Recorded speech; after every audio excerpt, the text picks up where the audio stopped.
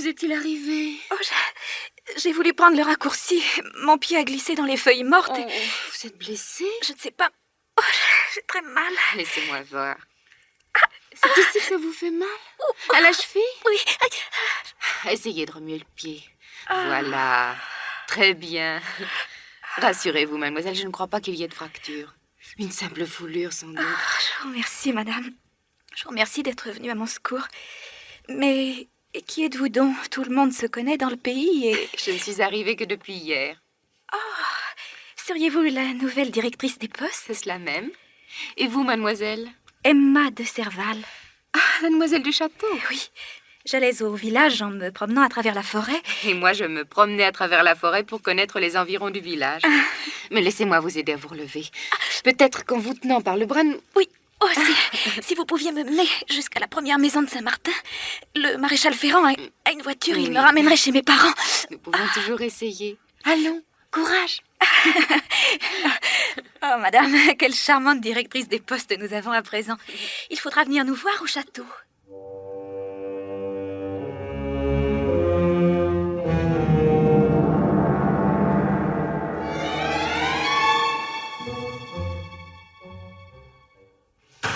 Ah, Madame Arnaud, enfin, je vous cherchais partout. Me voilà, Thérèse. La diligence de Digne vient d'arriver, il y a le courrier qu'il faut trier. C'est bien, on va s'y mettre. Oh, prenez le temps de souffler, va. Une jeunesse comme vous, ça a bien droit à une petite récréation. Mais tout de même, avoir été nommée directrice des postes à votre âge et sans être passée par les échelons inférieurs... Je ne suis pas aussi jeune que vous semblez le croire, Thérèse. Pour ne rien vous cacher, je suis née le 2 mars 1836. Nous sommes aujourd'hui le 27 juin 1861, ça fait un peu plus de 25 ans. 25 ans. Et jolie comme vous l'êtes. Venir s'enterrer en pleine montagne dans ce village perdu. Mais c'est à se demander S'il n'y a pas de mystère dans ma vie. Ne vous cassez pas la tête, chère Thérèse. Vous allez tout savoir. Mon mari est mort subitement l'année dernière, après avoir dilapidé tous nos biens. Le jeu, l'alcool, les filles, ça coûte cher. Mais quelques ressources épuisées, des amis sont intervenus en ma faveur. On m'a offert ce poste, je l'ai accepté. Au courrier maintenant.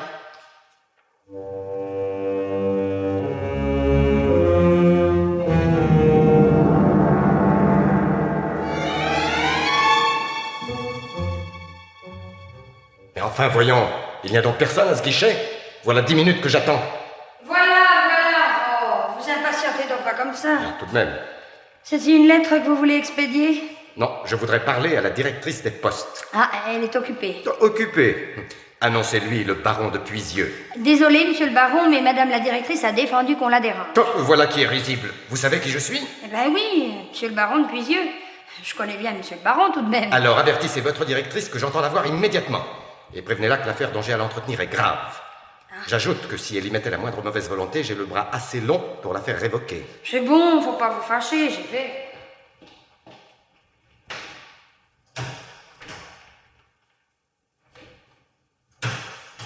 Si monsieur le baron veut bien entrer dans le bureau de madame la directrice. Madame Arnaud, je crois. Je suis le baron de Puisieux. Sans doute ne savez-vous pas encore à qui vous avez affaire. Je vous demande pardon, monsieur, mais je crois que vous allez me l'apprendre. Prenez donc la peine de vous asseoir. Je suis venu, madame, au nom de mon ami, monsieur le comte de Serval. Le châtelain de la Bastide? Il s'agit d'une histoire assez fâcheuse, madame, et qui risque, ma foi, de retomber sur vous devant l'administration des postes et devant la justice. L'administration des postes? La justice? Vous m'effrayez, qu'est-il arrivé? Abandonnez, je vous prie, ce petit sourire ironique, qui ne me semble pas de mise. Voici les faits. Ce matin, monsieur le comte de Serval a trouvé, posées sur son bureau, des lettres apportées au château par votre facteur. Or, une de ces missives devait contenir une somme de 2000 francs, en 2 billets de 1000 francs. Il s'agissait du montant d'une souscription à l'affaire du tunnel dont s'occupe monsieur de Serval. Or, cette lettre avait été ouverte, grâce à une incision adroitement pratiquée à l'enveloppe, puis recollée. Et bien entendu, l'argent avait disparu. Vous ne riez plus. Monsieur, Laissez-moi terminer. Monsieur le comte exige que vous preniez les mesures nécessaires afin que le coupable soit démasqué au plus tôt. Sinon, il se verra obligé... Un instant, monsieur le baron. Ce vol aurait donc été commis indubitablement au bureau de la poste, et par une personne sous mes ordres. Vous avez trouvé le terme exact, indubitablement. Puis-je vous faire remarquer pourtant que le correspondant de monsieur le comte est dans son tort? Une telle effronterie, madame... Pardon, à moi de parler. Le règlement est formel. L'expéditeur devait charger sa lettre s'il tenait à mettre l'administration des postes en demeure de veiller sur elle. Il ne l'a pas fait.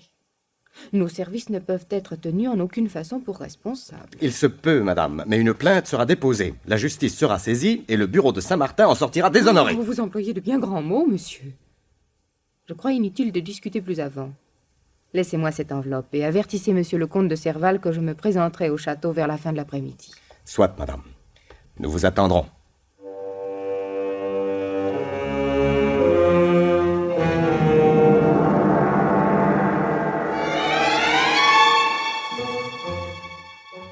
Oh, Madame Arnaud, comme je suis heureuse de vous revoir. Moi également, chère mademoiselle Emma.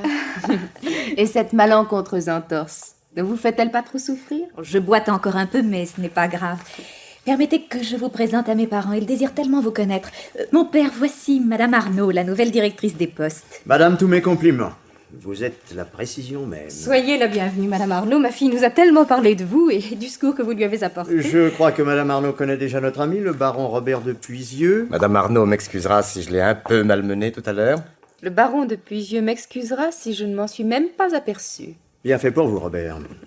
Monsieur le comte, je suis venue vous exposer les premiers résultats de mon enquête. Réflexion faite, Madame Arnaud, je préfère ne donner aucune suite à cette affaire. Permettez, monsieur le comte. Un vol a été commis et il me paraît indispensable que la lumière soit faite. J'ai rapporté l'enveloppe, la voici. En ce qui concerne mon personnel, aucun de mes deux facteurs, ni Jacques Dumoulin, le piéton chargé du secteur nord, ni Jules Fauchard, responsable du secteur sud, ne possède de canif assez fin pour avoir pu causer une incision aussi délicate. Reste donc Thérèse, la brave fille qui me sert de secrétaire et aussi de femme de ménage. Je connais Thérèse depuis toujours, madame. Elle ne peut pas être soupçonnée. Son honnêteté est indiscutable. C'est donc ici qu'il faut chercher. Ici? Comment cela? Que voulez-vous dire, Madame Arnaud? Vous osez insinuer? Vraiment, madame, vous ne manquez pas d'audace. Je vous en prie, mon cher Puisieux. C'est à moi de répondre. Votre conduite, Madame Arnaud, est à la fois loyale et courageuse. Vous cherchez à déceler la vérité et nul ne saurait vous en blâmer. Il ne me convient pas cependant que les personnes vivant sous mon toit puissent être suspectées. Je tiens donc à ce que cet incident soit clos. Et je déclare officiellement que votre service est hors de cause. Cela vous suffit-il? Je ne puis, monsieur le comte, qu'enregistrer votre déclaration. Et rester dîner au château? Hélas, mademoiselle Emma, non. Permettez-moi d'insister, Madame Arnaud. Je suis très touchée d'un tel honneur, madame la comtesse. Mais on m'attend à mon bureau, je dois me retirer. Alors revenez bientôt à la Bastide, Madame Arnaud. Sinon, j'irai vous chercher moi-même à Saint-Martin-des-Monts.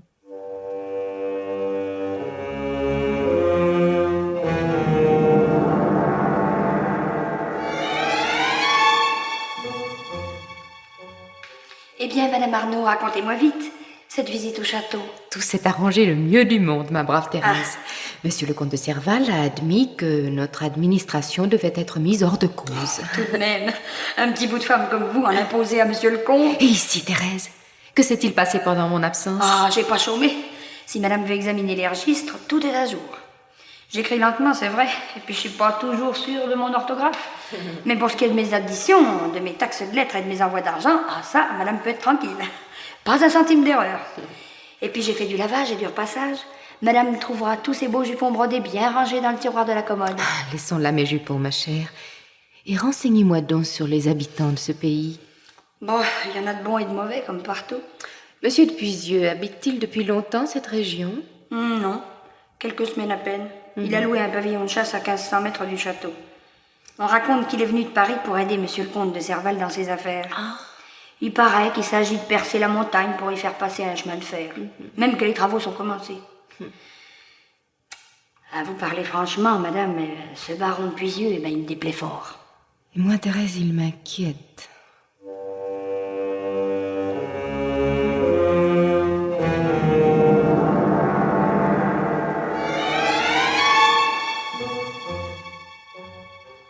Alors, ma chère Thérèse, toujours fidèle au poste? Eh oui, monsieur Gérard.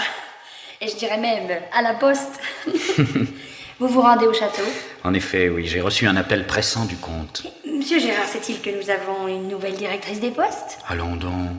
Mademoiselle Guillemin s'est décidée à prendre sa retraite. Mais oui, en bougonnant comme toujours. Mais si vous saviez comme celle-ci est gentille et jolie. Oh, il faut absolument que je vous fasse faire sa connaissance. Madame Arnaud! Mais plus tard, chère Thérèse, on m'attend d'urgence à la Bastide. Oh, si. Madame Arnaud! Madame Arnaud! Mais ne dérangez donc pas cette dame, voyons, j'ai bien le temps de la voir. Vous m'avez appelé Thérèse? Oui, madame, parce qu'il faut absolument que j'aille offrir un petit verre de vin blanc au postillon. Sans ça, après, ces chevaux, ils refuseront de monter la côte. Voilà monsieur Gérard Marseille, madame.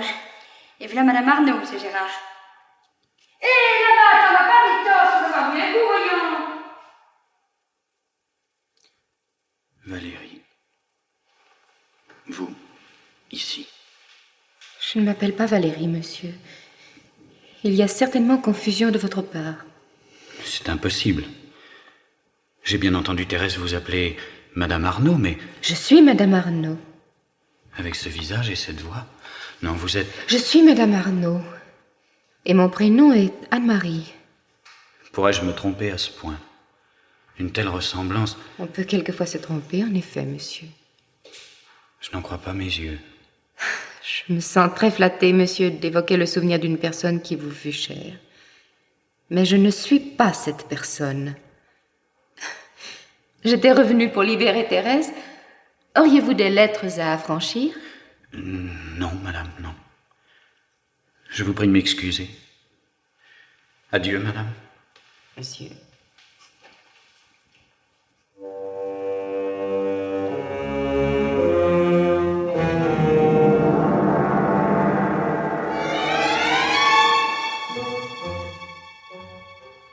Alors, Gérard, votre verdict?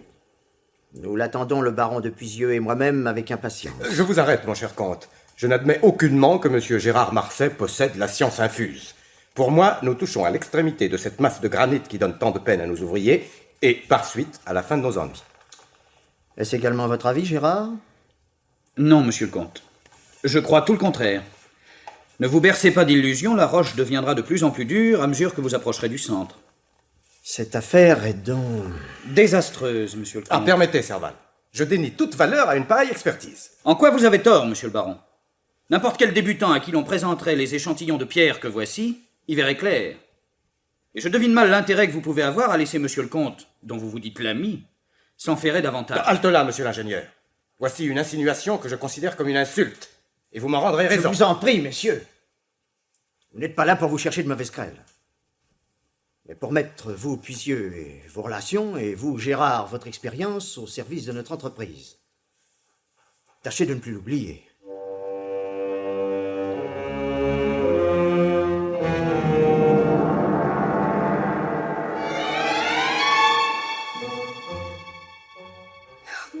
Mon père, qu'alliez-vous faire? Mais lâchez cette arme, donnez-la moi.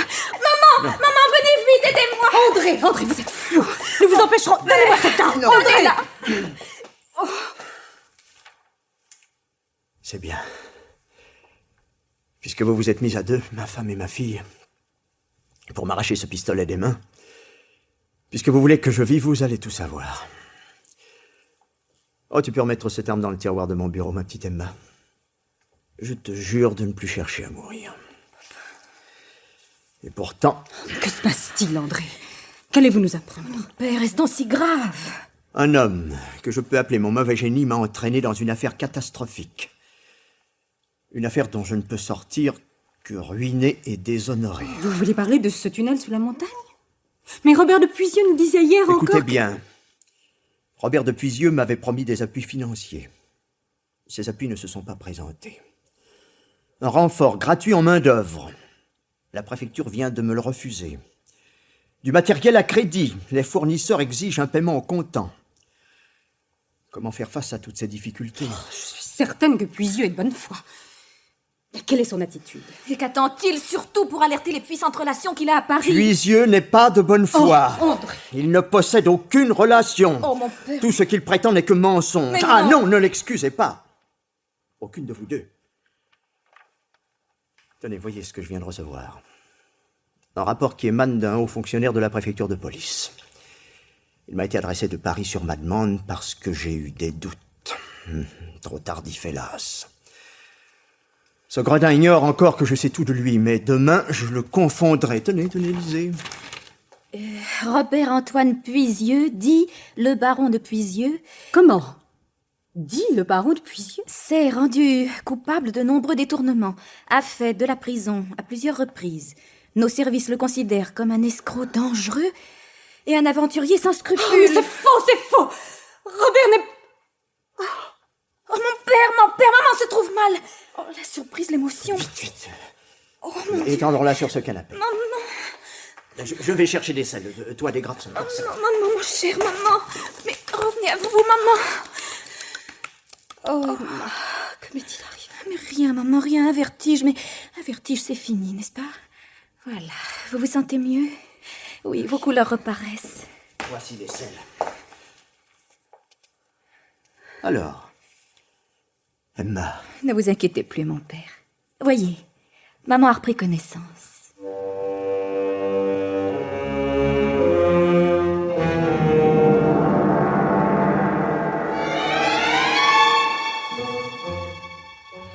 Madame Arnaud, Vous, madame la comtesse? veuillez m'excuser de venir vous déranger à une heure aussi tardive. Je vous en prie, en quoi puis-je vous être utile?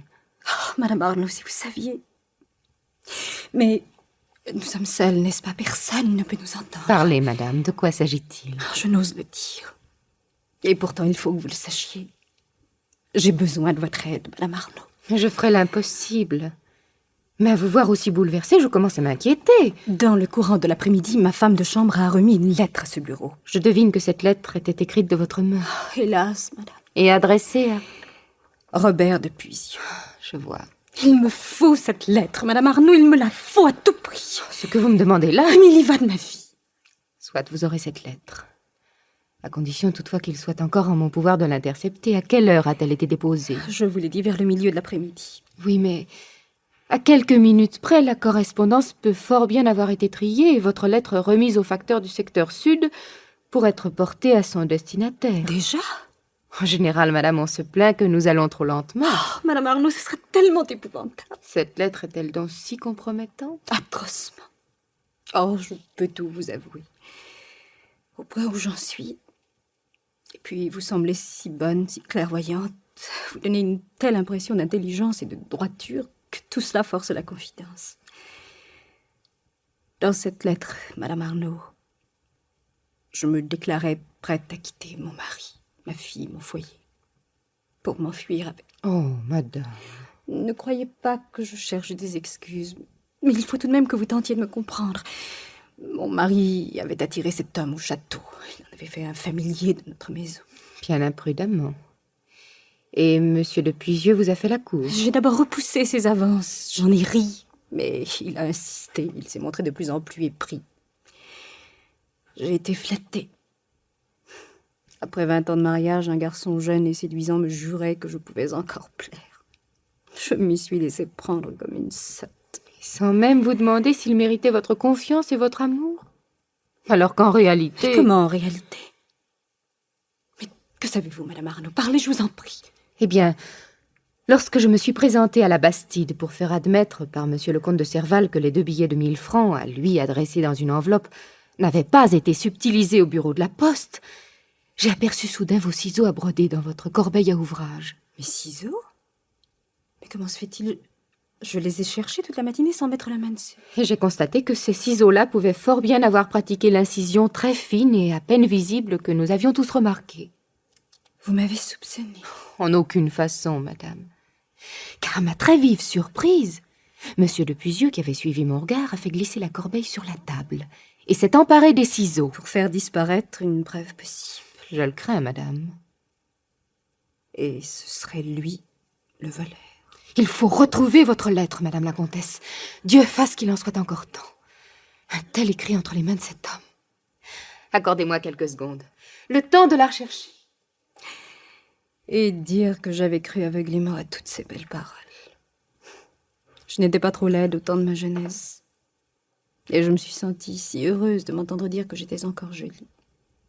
Je croyais retrouver mes 20 ans. Que nous sommes crédules et qu'il est donc facile de nous tromper. Il est trop tard, madame. Je suis désolée. Votre lettre a été remise à son destinataire. Alors je suis perdue.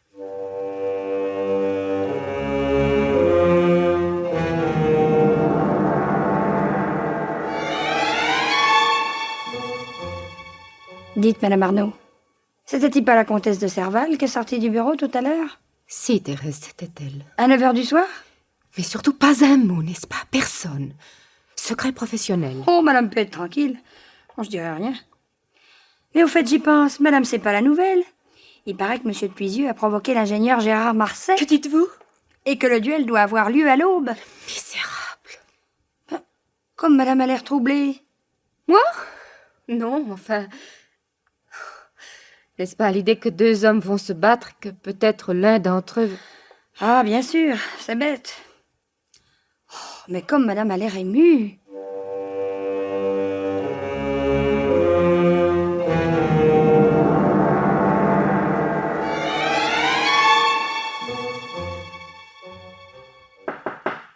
Madame Arnaud! Madame Arnaud! Je peux entrer? C'est vous, Thérèse? Oui, madame. Oh, si madame savait. Eh bien, entrez. Oh, mon Dieu. Que se passe-t-il? Pourquoi me réveillez-vous à cette heure matinale? Oh, il y a de quoi, madame. Tout le village est en émoi. Monsieur le maire dit qu'il faut que vous fassiez partir tout de suite un courrier à cheval pour prévenir la police de Digne. La police? Mais oui, madame. Le baron de Puisieux a été assassiné cette nuit. Chez lui. Abattu par une balle tirée à bout portant. Abattu? Mais alors son duel avec Monsieur Gérard Marsay? Eh bien, Monsieur Gérard et ses témoins et puis ceux du baron l'ont attendu à l'endroit convenu, à 4 kilomètres d'ici, à la lisière du bois aux Capres. Ils ont été surpris de ne pas le voir venir. On est allé chez lui, on a trouvé le corps.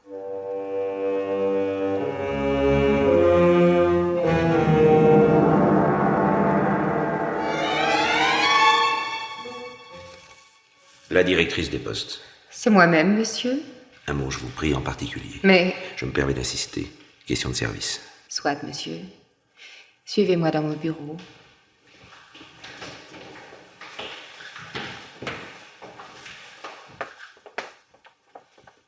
Qui êtes-vous, monsieur? Commissaire Verdier, chargé de l'enquête relative à l'assassinat de Monsieur de Puisieux. Je viens d'arriver de Digne par la diligence. La diligence, mais... Il y a un moment déjà Qu'elle a traversé Saint-Martin-les-Monts. C'est exact. Sans doute avez-vous rencontré monsieur le maire, ou vous êtes-vous rendu à la maréchaussée? Du tout, madame.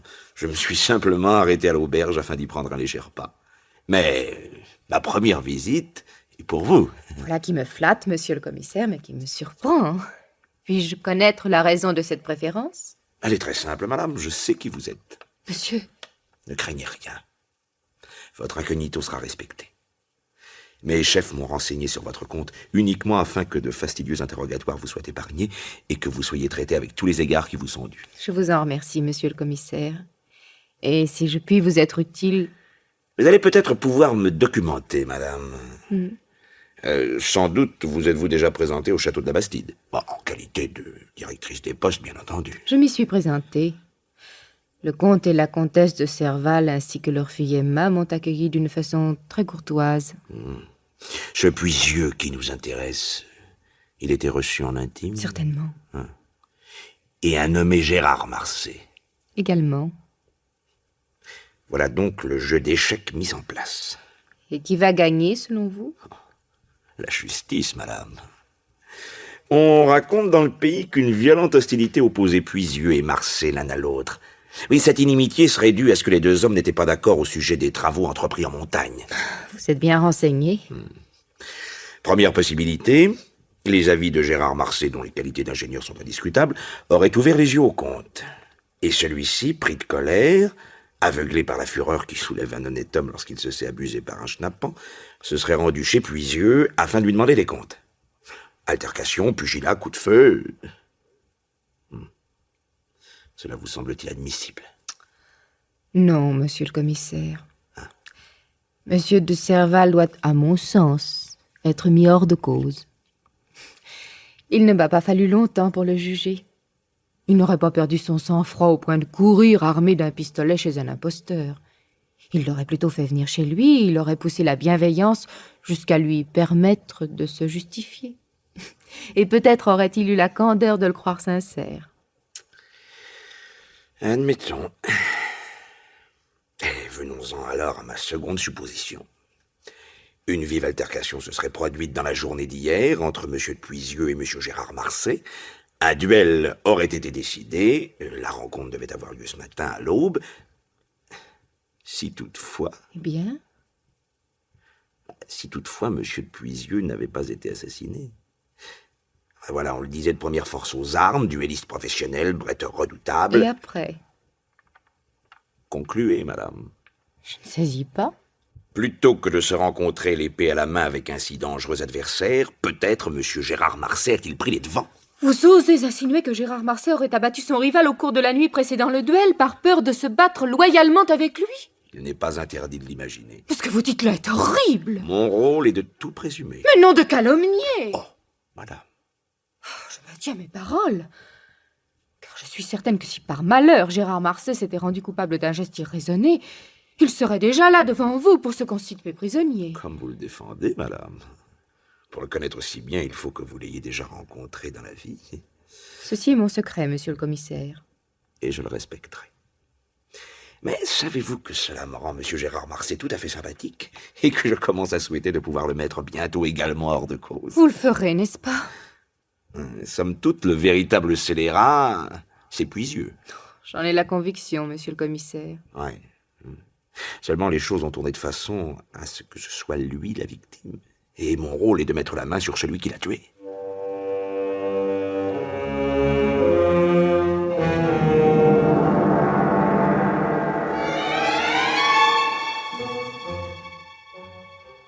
Commissaire Verdier, enchanté de vous connaître.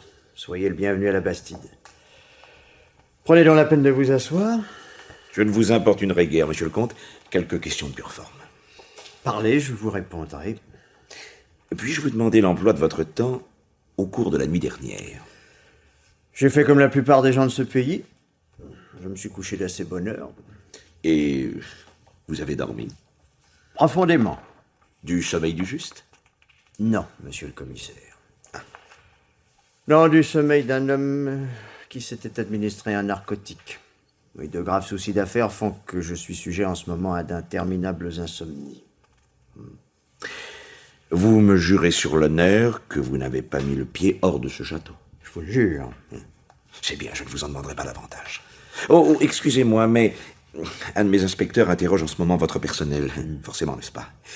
Et parmi toutes ces personnes que vous employez, n'y aurait-il pas une femme, par exemple, jeune et plaisante, capable d'avoir entretenu quelque aventure avec Monsieur de Puisieux? Non, monsieur le commissaire, je ne vois pas... Ah, ou alors un homme qui aurait eu une raison de lui en vouloir.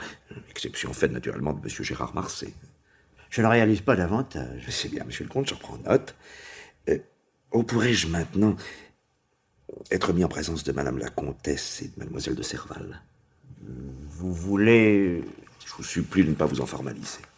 Mais je dois les voir, les interroger. Vous ne pourriez donc pas les épargner? Non, monsieur le comte. C'est bien, je vais les faire prévenir. Le temps de sonner la femme de chambre. Je ne suis pas pressé. Que voilà donc une belle propriété. De ce perron, vous avez là une superbe vue sur la vallée. Véronique, priez madame et mademoiselle de descendre. Oh, madame la comtesse d'abord. Puis si mademoiselle Emma voulait bien se tenir prête dans la pièce voisine. Avertissez ces dames afin qu'il en soit fait selon le désir de monsieur le commissaire. Ce baron de Puisieux, où l'avez-vous donc connu? L'été dernier, à Biarritz. Je me suis laissé prendre aux belles paroles de ce hableur. Je l'ai invité à venir au château. Il ne s'est pas fait prier. Puis il m'a suggéré l'idée de me lancer dans cette détestable affaire de tunnel. Et voyant qu'elle prenait corps, il s'est installé dans ce pavillon de chasse, où il a trouvé la mort. Je vois. Ah, madame la comtesse. Oui, monsieur le commissaire. Caroline, je vous présente le commissaire Verdier, envoyé par le juge d'instruction de Digne. Il voudrait vous poser quelques questions comme il me l'a fait à moi-même. Mes respects, madame la comtesse. Monsieur. Mon interrogatoire sera très bref. Il aura une forme qui pourra peut-être vous surprendre, mais je vous demande, madame, de bien vouloir vous y soumettre. Mais je suis à votre disposition. En ce cas, veuillez poser le pied sur ce tabouret. Comment? Et soulevez le bas de votre jupe. Oh, très légèrement. Comme si vous vous apprêtiez à monter en berline. Mais, monsieur... Voyons, commissaire... J'y tiens absolument, monsieur le comte. Et je n'exige rien qui dépasse les bornes de la bienséance. Enfin, je ne comprends pas Peu importe, Caroline, obéissez. Soit, monsieur le commissaire. Voilà. Cela vous suffit-il? Amplement, madame.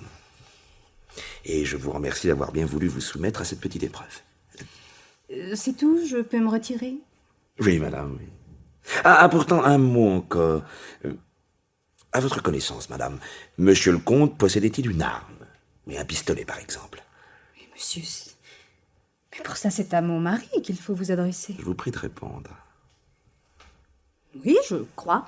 Mais je vous répète que... Et où se trouve ce pistolet? Allons parler, madame. Dans le tiroir de ce bureau, j'imagine? Veuillez avoir la bonté de le prendre et de me l'apporter. Mais enfin, monsieur, je n'aime guère cette façon de... Faites ce que l'on vous dit, Caroline. Si vous vous y mettez à deux contre moi, je n'ai plus qu'à obéir.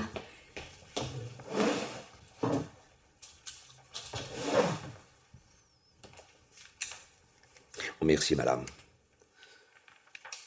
Tiens, mais... il n'est pas chargé. Allons donc. Constatez vous-même, monsieur le comte. Ah, c'est curieux. Je croyais bien pourtant y avoir mis une balle. Afin qu'il fût prête à servir au cas où quelques voleurs s'introduiraient ici. Cela semblait logique. Mais peut-être avez-vous eu simplement l'intention d'armer ce pistolet. Ou bien un de vos domestiques s'en sera servi pour tirer un lièvre et il l'aura remis en place, espérant que vous ne vous apercevriez de rien. Ça m'étonnerait. Oh, peu importe d'ailleurs. Pardonnez-moi encore, madame la comtesse, d'avoir abusé de votre très grande complaisance. Adieu, monsieur. Adieu, madame. Oh, veuillez remettre cette arme dans le tiroir. Exactement à l'endroit où elle se trouvait. Voilà, très bien. Oui, et sortez par la porte du jardin, voulez-vous?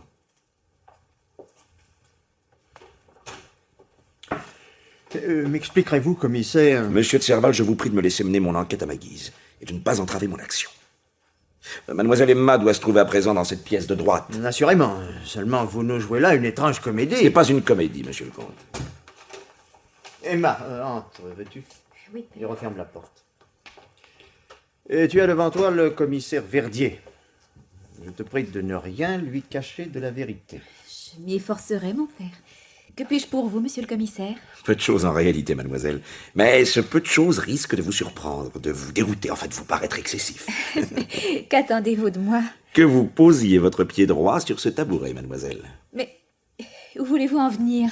Ceci me regarde. Et que vous souleviez légèrement votre jupe. Oh, à peine. Oui, comme pour monter en calèche. Mais je continue à ne pas saisir. Le commissaire a certainement ses raisons, Emma. Il faut donc que je m'exécute? Est-ce bien ainsi? C'est parfait, mademoiselle. Et voilà. Votre supplice est terminé. Vous n'avez plus besoin de moi. Non, mademoiselle. Oh, une question pourtant.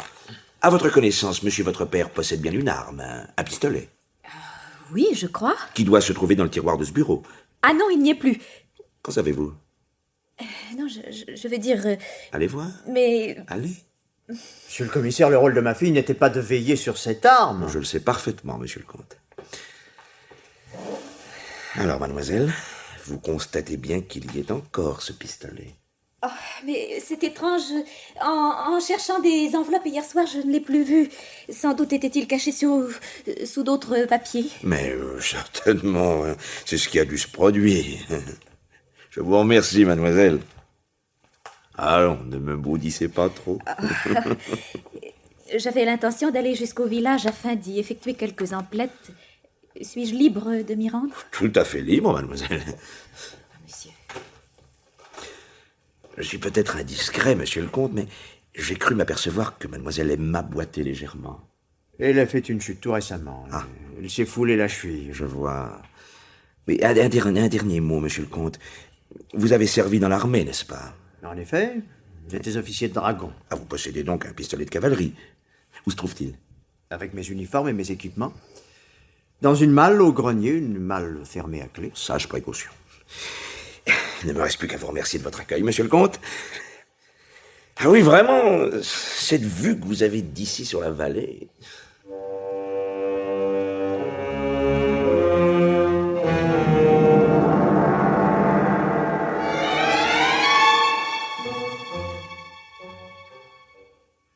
Eh bien, monsieur le commissaire, Commencez-vous à y voir un peu clair? Je le crois, Madame Arnaud. Vraiment? Vous aurez été vite en besogne. Je n'y ai aucun mérite. Car pour ne vous rien cacher, j'ai eu une alliée qui m'a grandement facilité la tâche. Une alliée? La pluie, Madame Arnaud. Oui, la pluie qui est tombée hier soir en abondance. Et alors? Chaque chose en son temps, voulez-vous.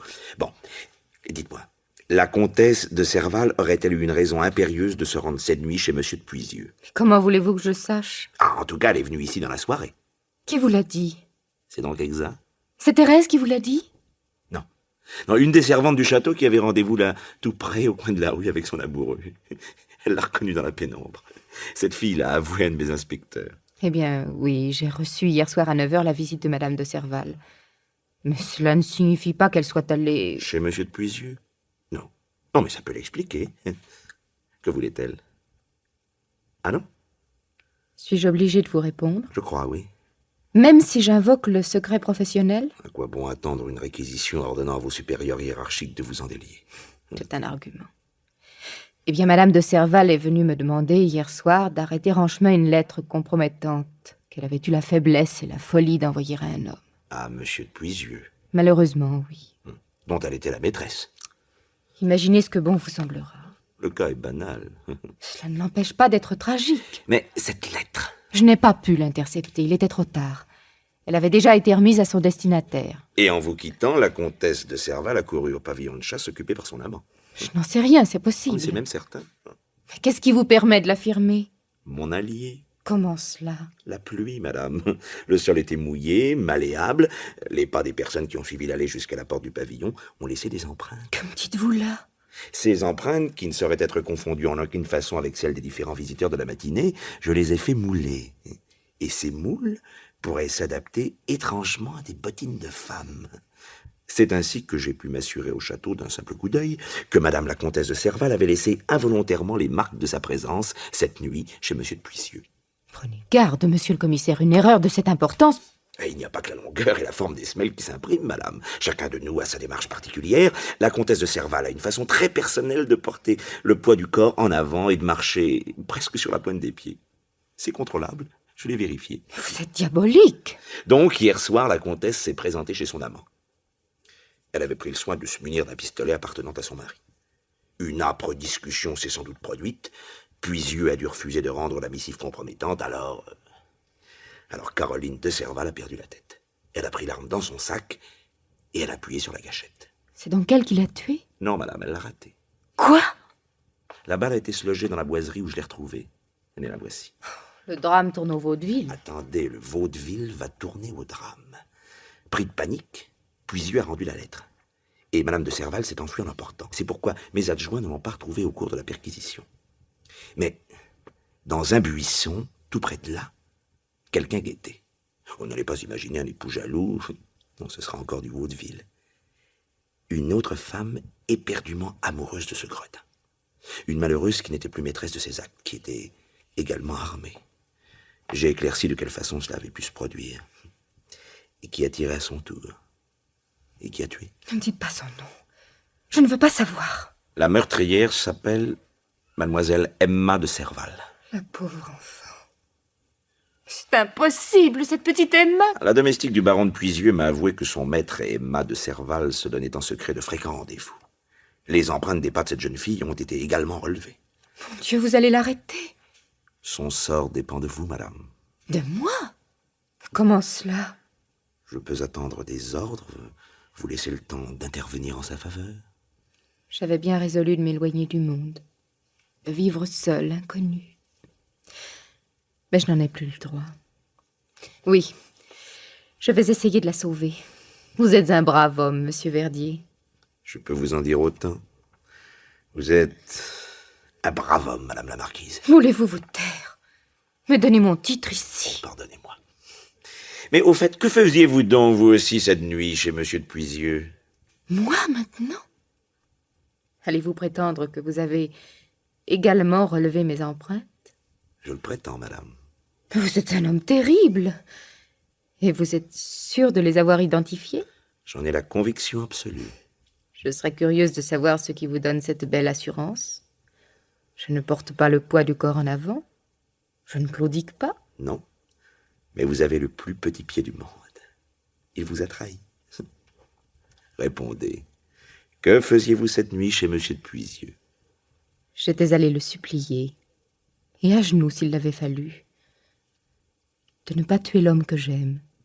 J'ai frappé vainement à sa porte. Le destin était intervenu avant vous, madame.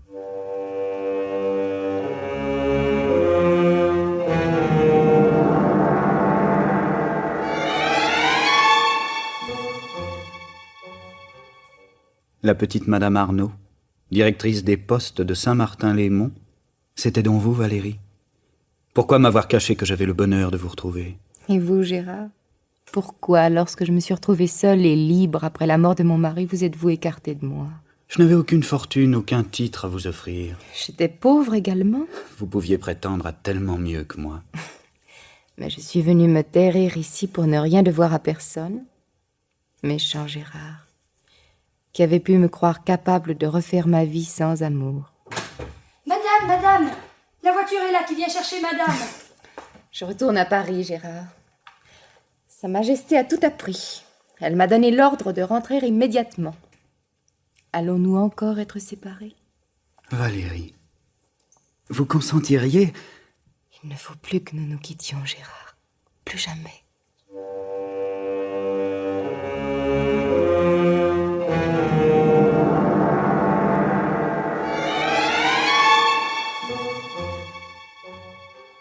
Dame d'honneur de l'impératrice, la petite Madame Arnaud. Et elle m'a embrassé sur les 2 joues en me disant « Adieu ma brave Thérèse, je vous adore ». Et la voilà aux Tuileries. Et nous voilà sans directrice des postes. Surtout qu'avant d'en retrouver une comme celle-là, si charmante et si simple, toujours si nette dans sa petite robe noire. Seulement moi qui l'avais et qui repassait son linge, et qui le rangeait dans les tiroirs de la commode. Oh, mes enfants, si vous aviez vu ça, quel jupon, mon Dieu, quel jupon!